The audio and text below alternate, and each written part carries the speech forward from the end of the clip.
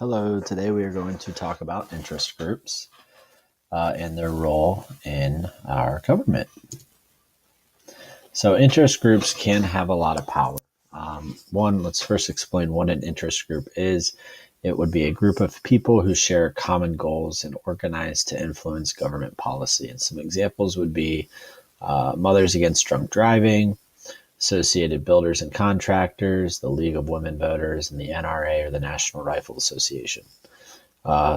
Interest groups are going to spend a lot of time as well as money in trying to influence the government.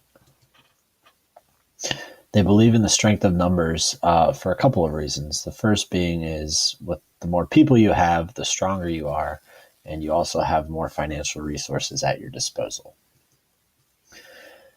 Interest groups are going to support party candidates.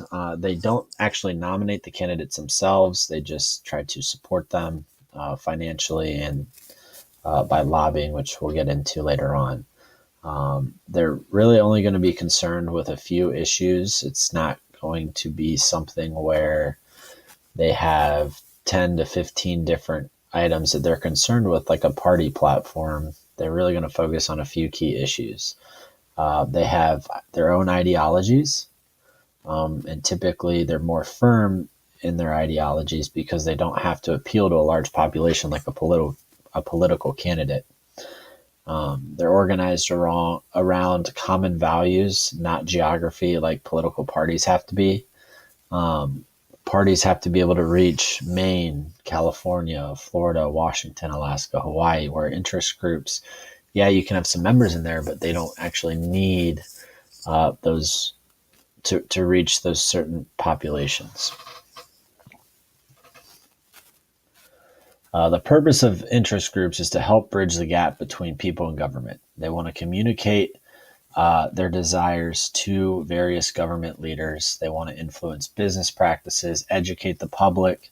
They want to support and conduct their own research and provide services that people need.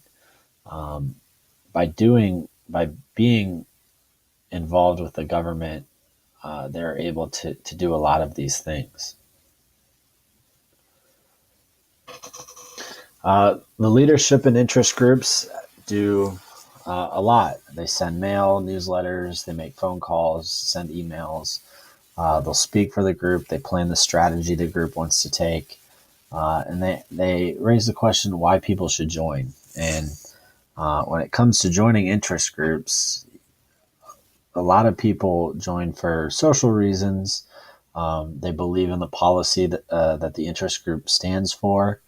And some of it is also economic self-interest, that by doing so, they're able to benefit themselves economically. You have a bunch of different types of interest groups. You have economic interest groups, public, civil rights, single issue interest groups, faith-based ideological interest groups, professional and government interest groups as well.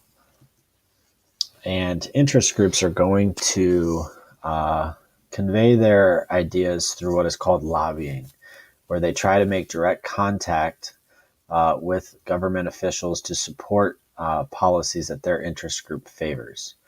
And lobbyists are paid representatives. You also have grassroots lobbying, which is carried out by various members of the community. But lobbying is a big tool that interest groups use to affect public policy. A lobbyist is someone who is employed or retained by a client to contact government officials about federal legislation or policy. And in order to be considered a lobbyist, you need to make more than one contact for the client, and they typically spend about 20% of their time serving clients.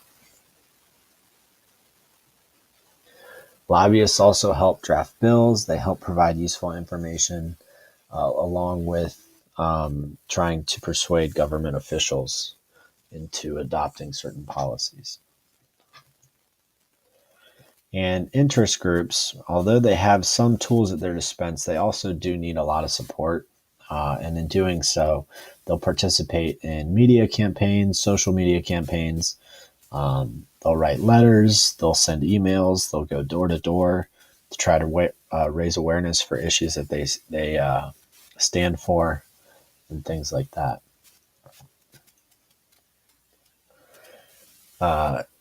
Yes, interest groups can accomplish a lot, but there are some limitations to them. For example, different interest groups are going to compete with power for one another.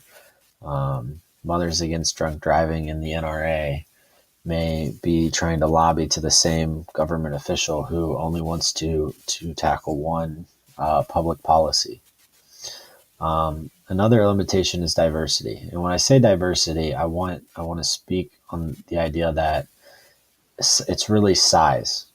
The larger an interest group is, the less united it is, because you're going to have more people who have different ideas in terms of what the interest group stands for. Where if you have a smaller interest group, everyone's going to be more focused and want to accomplish the same goals. Another limitation is money. Some interest groups are financially strapped for cash, and money is also a limiting factor to them. And we talked about PACs a little bit earlier this unit, but some interest groups are going to donate to campaign funds, which make them PACs, or make the interest group a PAC. And a PAC was first formed in 1944, but it really became popular in 1974 after limitations were put in place on campaign contributions. The FEA or FEC states that an organization who donates over $1,000 to a campaign is a PAC, and then if they do that, they then must register with the FEC. PACs are now limited to directly spending $5,000 on a campaign. If they want to spend indirectly, there is unlimited spending, and that will make them a super PAC, which we'll get into later on. But some PACs are tied to corporations, unions, interest groups, etc. It's not just interest groups that they apply to. A PAC can be any company, it could be a union, it could be anything besides an interest group, but interest groups do fall into this category. 527 organizations can have a PAC within them. They typically will focus on issues rather than candidates. So a 527 organization may focus on abortion rights or gun control rather than specific candidates like a PAC would. Super PACs will receive unlimited donations and can spend unlimited amounts as long as they do not coordinate with a candidate. And this does include advertising. So as long as this money isn't going directly to a campaign, they are able to spend the money in an unlimited amount of money as they please.